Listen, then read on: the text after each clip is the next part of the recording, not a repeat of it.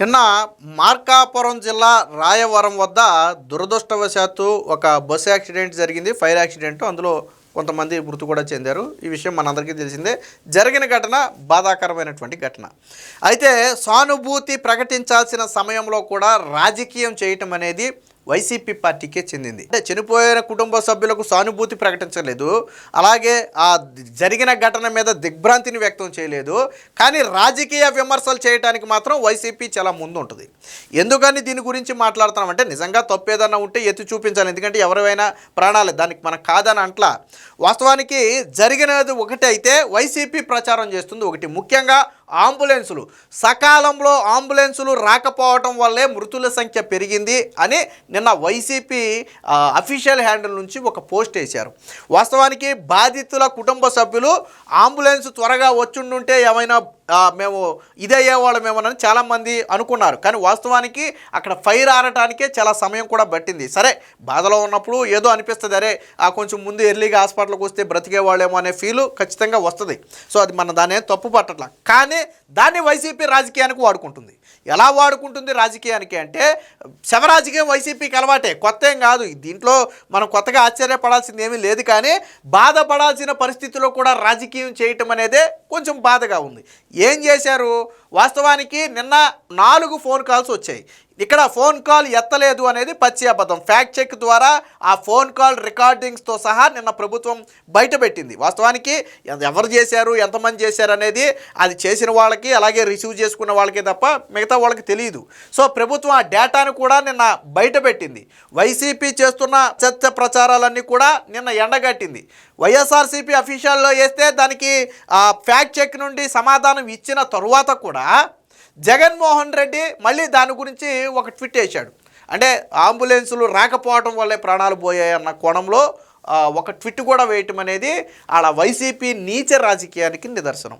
So చాలా అంటే రాజకీయం చేయొచ్చు, కానీ శవాల దగ్గర కూడా రాజకీయం చేయడం అనేది అత్యంత బాధాకరమైన విషయం. ఇప్పుడు జరిగిన ఘటనలో ప్రభుత్వ ప్రమేయం అయితే ఏమీ లేదు కదా. అది సరే, మానవ తప్పిదమో లేదా ఇక అలా కర్మ అనుకోవటమో జరిగింది ఏదో. జరిగిన తర్వాత అంబులెన్సులు రాలేదు అని వీళ్ళు చెబుతున్న మాట పచ్చి అబద్ధం. మొదటి అంబులెన్సు ప్రమాదం జరిగిన 16వ నిమిషంలో అంబులెన్స్ వెళ్ళింది, 10 మందిని ఎక్కించుకున్నారు. రెండవ అంబులెన్సు 24వ నిమిషంలో, అంటే మొదటి అంబులెన్స్ వెళ్ళిన 8 నిమిషాలకు రెండవ అంబులెన్స్ వెళ్ళింది. మూడవ అంబులెన్స్ 29వ నిమిషంలో వెళ్ళింది. అంటే రెండవ అంబులెన్స్ వెళ్ళిన 5 నిమిషాలకు మూడో అంబులెన్స్ కూడా వెళ్ళింది. మొత్తంగా 3 అంబులెన్సుల మీద దాదాపుగా 24 మందినో ఎంతమందినో హాస్పిటల్కి చేర్చారు. దాని కాల్ రికార్డింగ్స్ ఉన్నాయి, టైమింగ్స్తో సహా కాల్ రికార్డింగ్స్ ఉన్నాయి. ఏ టైంలో చేశారనేది. మొదటి కాలు 5:59కి వస్తే రెండవ కాలు 6 నిమిషాలు 1కి వచ్చినట్టుంది. మూడవ కాలు 6:06కో ఎంతకో వచ్చినట్టుంది, 6:07కో. అంటే ఒక 5-10 నిమిషాల గ్యాప్లో 3-4 కాల్స్ వచ్చాయి. అందులో ఒక ఫోన్ నుంచి 2 కాల్స్ వచ్చాయి. సో అన్నీ కూడా రికార్డ్ అయినాయి. ఇక్కడ ఎత్తలేదు అనేది పచ్చి అబద్ధం. వాళ్ళు బాధలో ఏదో చెప్తే దాన్ని వైసీపీ రాజకీయానికి వాడుకుంది. సో ఏంటనేది ఒకసారి చూడండి ఒకసారి. సో ఇది నిన్న ఫ్యాక్ట్ చెక్ ద్వారా ఇచ్చినటువంటి సమాధానం. ఇది వైసీపీ వేసినటువంటి ట్వీట్. ఇది మార్కాపురంలో బస్సు ప్రమాదంలో మృతుల సంఖ్యను పెంచిన కూటమి ప్రభుత్వ నిర్లక్ష్యం. ప్రమాదం జరిగిన వెంటనే సాయం కోసం 108, 101, డైల్ 100కి కాల్ చేసిన బాధితులు, కానీ డైల్ 100 నెంబర్ పని చేయకపోగా 19 సార్లు కాల్ చేసినా పిక్ చేయని 108 సిబ్బంది అని చెప్పి ఒకటి రాసిదిగో. 108కి 20 సార్లు ఫోన్ చేస్తే లాస్ట్లో ఫోన్ ఎత్తారు, అప్పటికే బస్సు మొత్తం కాలిపోయిందని చెప్పి ఇక్కడ రాశారు. అంటే బాధితులు కుటుంబ సభ్యులు చెప్పినట్టుగా రాశారు. కానీ వాస్తవం ఏంటనేది మనం ఇక్కడ ఒకసారి పరిశీలిద్దాం. సో ఇక్కడ ఒకసారి చూడండి. చాలా మంది ఉన్నారంతా. ఓకే, ఐడి నోట్ చేసుకోండి. ఎంటీ గారు విన్నారు? ఇక్కడ చూడండి, 5:59 తొలి కాల్ వచ్చింది. ఇది కాల్ రికార్డింగ్ కూడా అక్కడదే. 5:59 తొలి కాల్ వచ్చింది.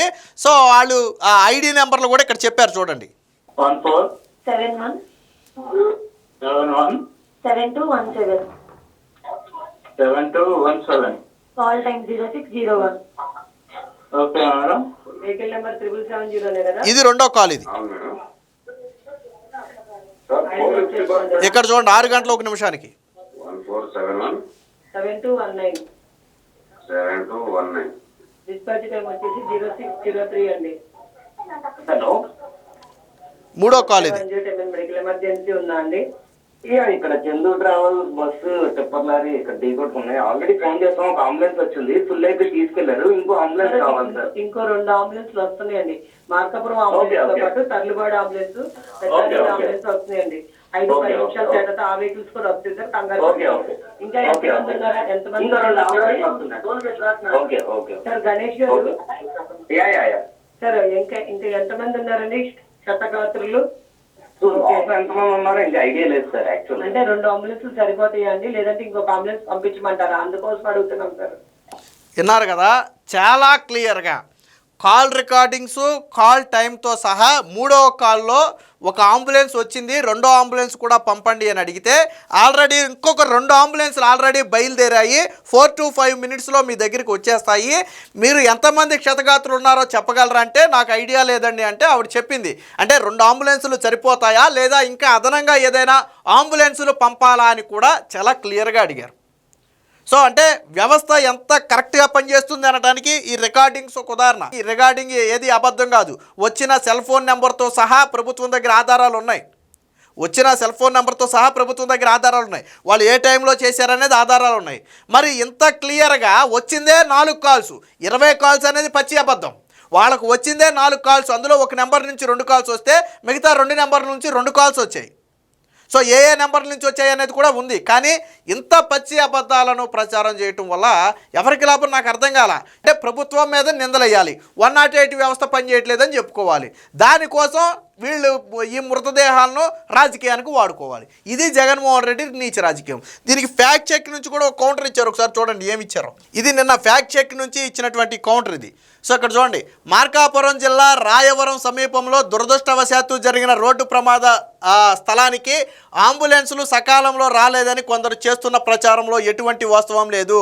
ఆప్తులైన వారిని కోల్పోయి ఎంతో ఆవేదన చెందుతున్న వారి మాటలను దురుద్దేశంతో కొందరు ప్రచారం చేస్తున్నారు.